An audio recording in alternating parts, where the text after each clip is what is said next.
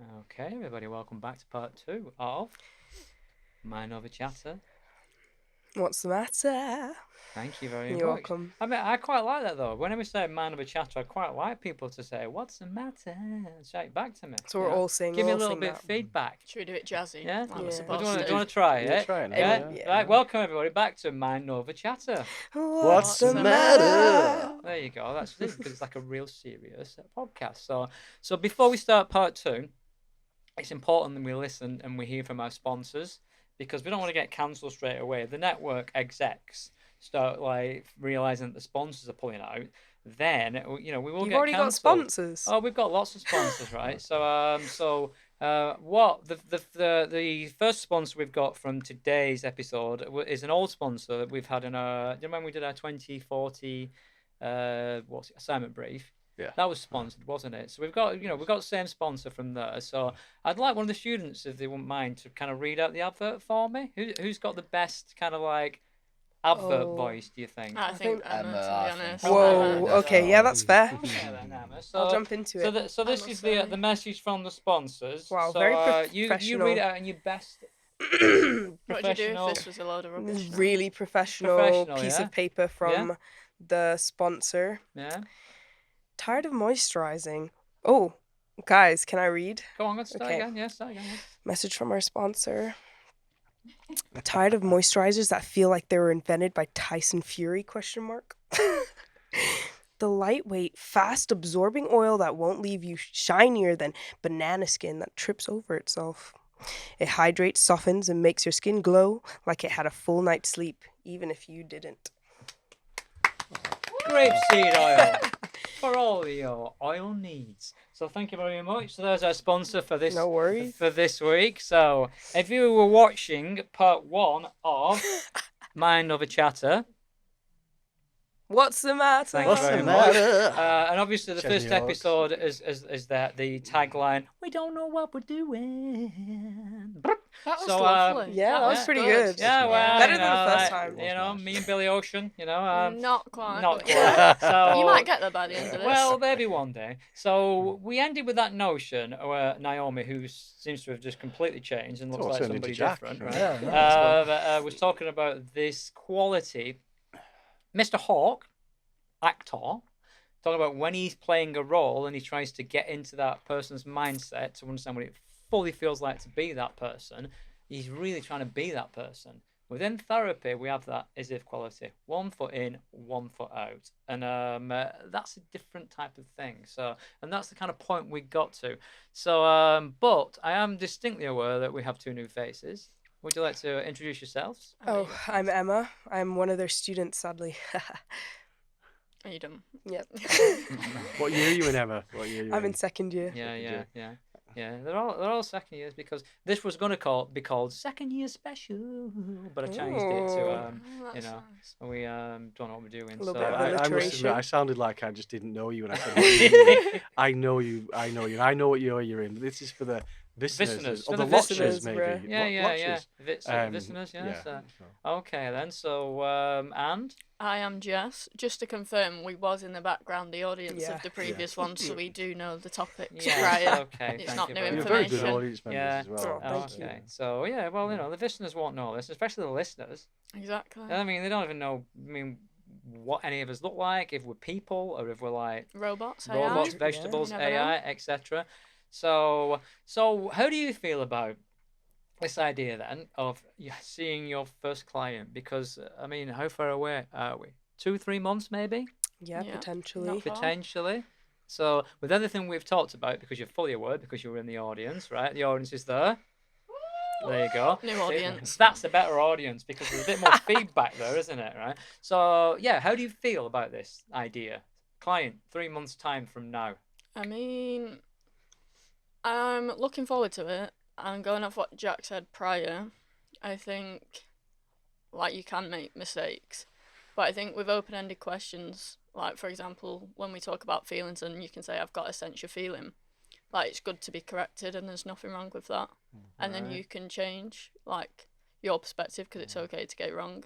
Yeah. And I think that's what us as students need to remember, that it won't always go perfect, but that doesn't mean it's bad. Yeah, and that's a really good point. And I was teaching the first years. Remember when you were a first year? Yes. So long ago. When you actually taught us. Yeah, when I used as I said, I'm not taught you a single thing. And we were talking about, and I can't remember his name, which is where we need a fact checker. Carl Rogers' first fully transcribed session. It was somebody like Hubert's Mortensen. I thought it was a woman. Well, it may have been. But anyway, and he says that when he watched it back, that his reflections were imperfect. He got things wrong quite often, but that's okay. And it also reminds me of these post-Freudian what they call object relations therapists that built on the work of Freud. And I was always Klein and Winnicott. I can never remember which one of them, so I'm going to shout to the audience. Which one came up with the idea of it doesn't have to be perfect, good enough? That Klein or Winnicott? One of the two. Anyway, so this idea that especially when she was talking about motherhood, really, and this pressure that people put on themselves to try and get being a parent perfect, but all you have to be is good enough. And we transfer that over a lot into therapy, and that's all we're looking for, good enough, because we're never going to be perfect. And that might take a little bit of the pressure off you if you're trying to get a perfect session. So, how are you feeling about it, Emma? I don't know. I'm a bit nervous. I'm excited for that part of my life to happen, but I am a bit nervous. It's just about. I think it's like a sense of like lack of control. I don't know where I'll be. I don't know like. I'll apply to places, but it's like wherever it will take me Right. realistically, and it's just like every person's different, so it's just like dealing with different clients and different settings and how I'd adjust to them and how I'd potentially act in those certain situations. And it scares me that everything's going to be different, but it also excites me that everything's going to be different and I'll never have to act the same way twice. Right. Okay, so two parts of that then. Yeah. But also you were alluding to another thing which we haven't talked about, about a little bit of fear that you might not actually find a placement or struggle to find a placement. I don't know, I feel like that's just me being negative, but it's also me just preparing for the fact that like that may be something that happens where I'll apply to loads of places. I may get somewhere later than others, but I'll start catastrophizing and thinking like that I won't get there quicker enough. And I hear a lot of people in our course are already volunteering at places that could potentially give them placement next year, and that's going to be so much quicker.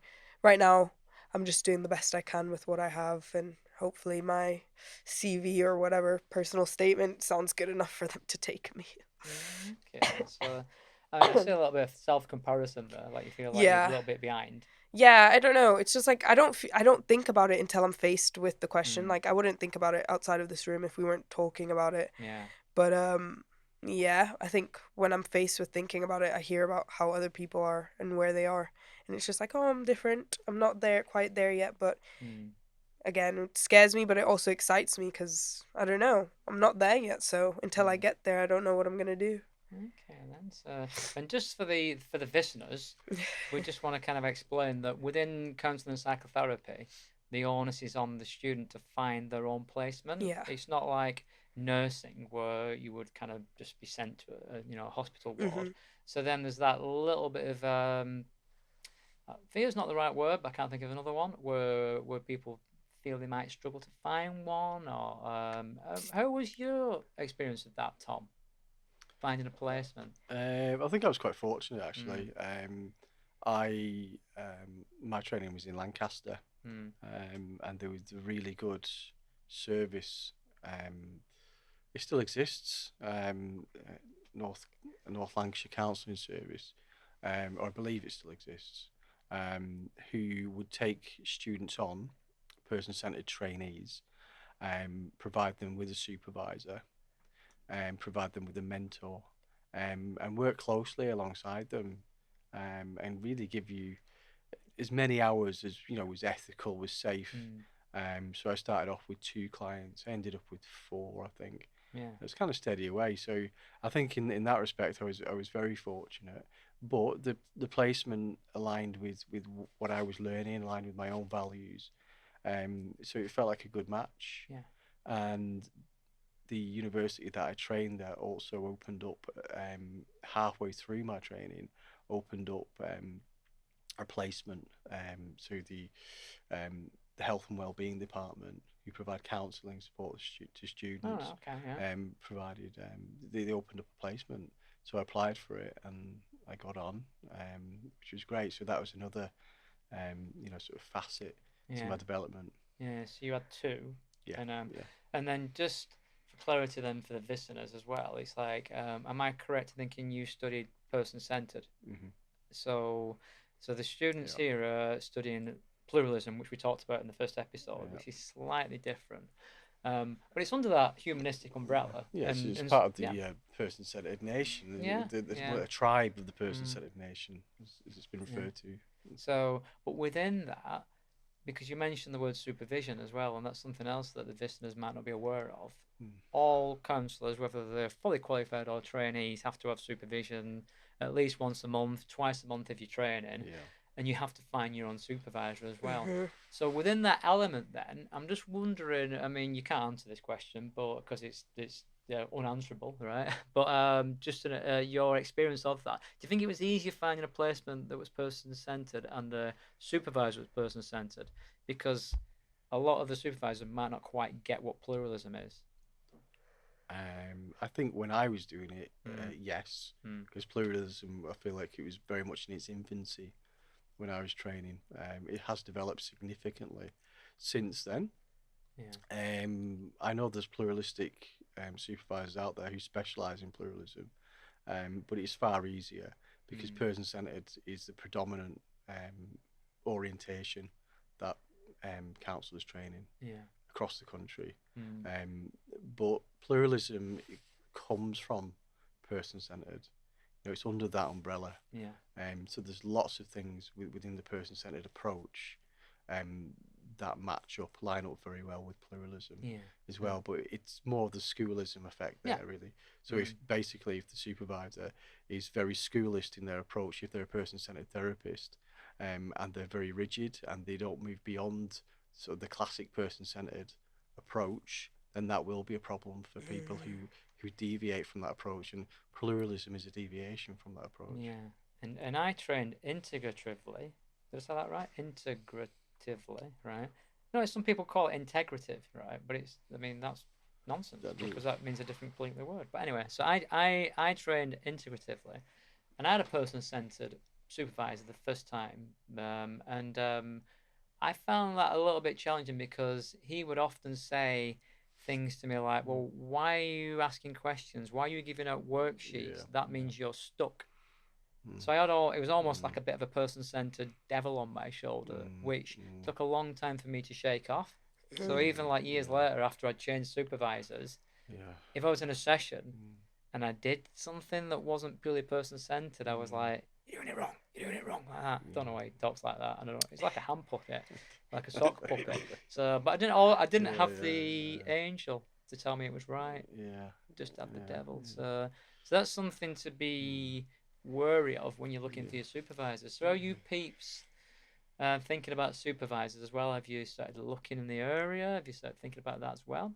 I've not really, but I just want to say if anyone's listening who wants to come on a course like this.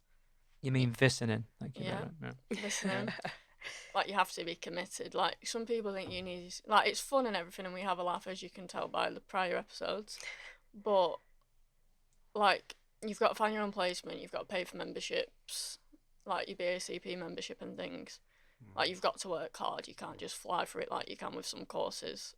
So if you are going to join, you've got to, like, really put yourself through it, because it is people's mental health. It's not like exactly and it's your own as well, like a lot of personal development and a lot of questioning your own beliefs, a lot of self-reflection. And I know a lot of people in my own life who are kind of stuck in that, like, I don't want to reflect on what I'm doing right now in this moment, or they take a while, or they need to be told to reflect on their own actions. And I feel like if you have to get told by someone else, or tell yourself over and over again to think about your actions or your own thoughts, I think it's going to be difficult when you come onto this course. So I think you should come with an open mind about your own actions and beliefs, because you need to challenge them as much as possible to help other people. Yeah. And that's back Yeah. to that beginner's mindset, I feel, again. So, and I was actually going to ask the students about what you've learnt about yourself, because that's a strong part of training to be a therapist. But I was aware that Tom was about to speak, and I spoke over him. No, I was just kind of wondering as you were talking, Emma, and this is a question for all three of you. What do you feel has been the most developmental part of the course for you so far? So you're year 2, you're well into your second year. You know, what do you feel has helped you progress as trainees? What's helped you become more self-aware? What's challenged you? It's a really wide question in that respect. In a broad sense, I think it's just the encouragement to like look at yourself, if you know what I mean. Like obviously certain things like this PD, which can be helpful in like discussing things, but it's just having that mindset more. And then outside of life, outside of uni, I'd learn more from things that happen in life as well, just with that mindset. It's just so it's just kind of having that mindset in all that you do, kind of like knowing that you don't know everything about yourself and like wanting to learn. Yeah, that's a very kind of good point. I mean, yeah, I'll answer that as well, but I don't want to take anything away from you. But just in terms of my training, when I started my training, I'd done a lot of work on myself before I started my training.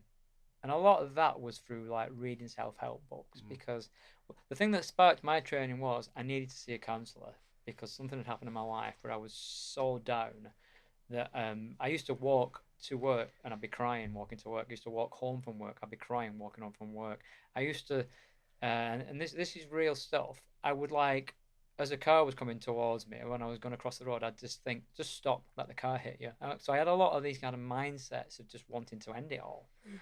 And where I worked, they offered counselling, so I applied for it, and then didn't get anything back. And it was about 5 months later when I got like a phone call, like couldn't do it because it was a phone, saying like, booking for your counselling session. And I was like, well, I don't need it now, because it was too late. And that's what kind of sparked me wanting to train to be a counsellor. But when I turned up, because I'd read all these self-help books, I thought I know it all. And a lot of what I was doing was basically positive mindset, almost denying the reality of what was going on for me. And when I first started training, and it took about a year in PD to actually start connecting to what was really going on for me, I felt awful.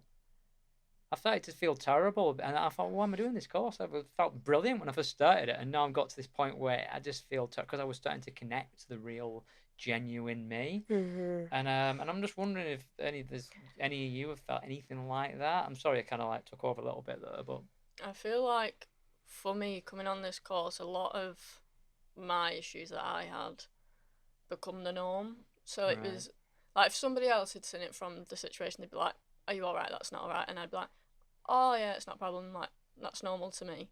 And then I come on this course, and I think personal development especially, like even just learning to acknowledge things, like even if it seems normal, like acknowledging it, I think has helped a lot, because now I can acknowledge different behaviours that I have and be like, oh, where's that come from? Like, oh, that's not okay. So like, I have counselling now based from this course helping me acknowledge things. So like this course has improved me as a person, and I can now be aware of different things, and like going off what Jack said, like outside situations, you can now have a different outlook on that and probably be a better person. yeah. I agree with the acknowledgement, because I think an acknowledgement is probably the hardest thing that most people could do, is like actually acknowledge that you hurt people, or your actions hurt others, or your actions hurt yourself. I think that's the hardest thing for people to think, oh, I am doing something wrong, because people don't really like to look at their actions as like, oh, I'm doing something wrong and I'm actively hurting myself and or the other people. And I think that's the hardest thing to do. And with this course, I feel like it's becoming more and more easy to take a step back and realize that like I have to say sorry, or I have to apologize to myself or to others, and really think about my actions in a negative way, because we all can be negative. We're not all positive, and we always do things with good intentions, but the intention doesn't matter if the effect is negative or detrimental. So yeah, I think this course has really helped me in acknowledgement as well, Jess. It's weird because I feel like it's quite nice to know I'm wrong now. And if you'd have asked me before this course, somebody tell me I'm wrong, I'd have been like, no, absolutely not. Don't know what you're on about. And I can hold myself accountable for that, because now, if anyone say like, I didn't like the way you did that, or brought me up on something, or was like, oh, you're a bit wrong there, instead of like jumping and being like, no, I can now be like, yeah, I can understand that from your Yeah. point of view and things, and I Yeah. think that to me tells me I'm getting ready to go into a placement. Definitely an Mm. ego thing as well, because Yeah. I feel like when someone used to tell me something like, "Oh, you've hurt me," I would be like, "No, I didn't really. I didn't mean to." So, but now it's like, I'm really sorry I hurt you. Like, that wasn't my intention, but I understand that it hurt you. So all I could do is apologize and try to be better. But I know before this course, I would probably take it out on the person for them believing that I've hurt them when Yeah. that wasn't my intention, and not trying to see that my intentions were good and not bad. But that's not what it is. It's like, I've hurt them, so I have to apologize. So now, like, I think the course has also helped me in acknowledging that, like not acknowledging, but like being able to positively take in criticism of my actions. Okay, so it feels like you're talking about two things that are one, like being real, being Mhm. genuine, and taking ownership of your Yeah. actions. Whereas in the past, you would have just gone, nah. We should get paid for recruitment, because if this gets people on this course, you are welcome.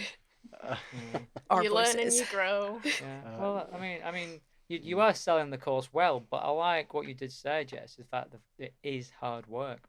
Yeah, I've never gone for anything like this, because I feel like through school, if you're not good at something, you can probably just get away with passing it. Yeah. And like, you can just about get to where you need to be. Yeah. And like, we've got assignments on this course, and I know that I need to pass them, and you probably could scrape it if you wanted to, but skills and things and people's well-being and yours is not something you can just about get to. Like, if you're gonna do it, you need to do it well. Yeah. Good. It's incredibly reassuring to hear. Yeah. It's nice to hear that. Can I ask a question? Of course you can. But I'm just going to say there's 3 minutes left Okay. in part 2. There's just something, Jess, when you said it tells me that I'm getting ready. Mhm. Yeah. What about that tells you that you're getting ready? I think I know that as a counsellor, you will always be working on yourself still. Like, I think for me personally, it's an ongoing process. And I think the fact that I've already improved and I can actually acknowledge where I went wrong is beneficial for a placement that you can, like, kind of go wrong in. So the fact that I know if I was to say something wrong or get an emotion wrong, I can go, oh, like, sorry, got the wrong take, and I can change that mindset and, like, kind of save the session. I think it's brilliant that I can now have that attitude, which I wouldn't have had before. Yeah, thank you. Okay. That You're feels welcome. really good learning. Come on, you can say something. I was gonna cough. Okay, nice. Jack, 2 minutes left. Anything else to add? I to think the that? way I see it a little bit is like, when you apply for the course, I think you kind of think you're ready. Obviously, you don't, but like, you think, oh yeah, I could do it quick. And it's kind of like the way I see it, like a ski lift, and you're going towards the top of a mountain, but then you go down the other side of the mountain, and that's the mountain you've actually got to get up.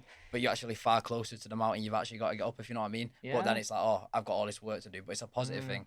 And I Yeah. think the other thing that's nice about the course is just the people on it, because a lot of them, I'd say, is like-minded, and it can be hard to have those sort of like conversations or like development things with other people outside, because they've got life going on and things. But I think that's the hard part of it, is that outside it becomes harder, maybe in those relationships sometimes, because you get frustrated maybe at people not trying to do Yeah. it the same way.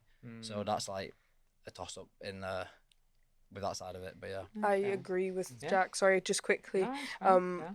But yeah, I think the most frustrating part for me was in first year, when like, with everyone on the course, we're growing together and we're like self-actualizing together. But yeah, and then leaving the course and the room and going back to like my real life relationships with friends and family and stuff like that, and noticing that, like, I don't know, like, there's stagnant growth within them, and we're growing as a course, and we've got like-minded people, as he said. And then it's just like harder to get back into those, like face those relationships, knowing the things that you learn in the course. Okay, and that's we'll touch upon that when we come back to part 3, but that is quite common that I've read about in training, where relationships change for people outside of the course, and often the primary relationship with the partner can have positive and negative implications. I've got a student in Burnley who says no, his wife really appreciates the fact that he's doing this course, because she says to him, finally, now you listen to me, right? Whereas sometimes it can flip the other way as well. So okay, so is that what's a good good time to end, and we'll kind of bring it back part 3. Yeah. People might disappear and reappear looking differently. Oh, there's my buzzer going off. Do we have an outro? Uh, Oh Lord. Coronation Street, Again? everyone. You might get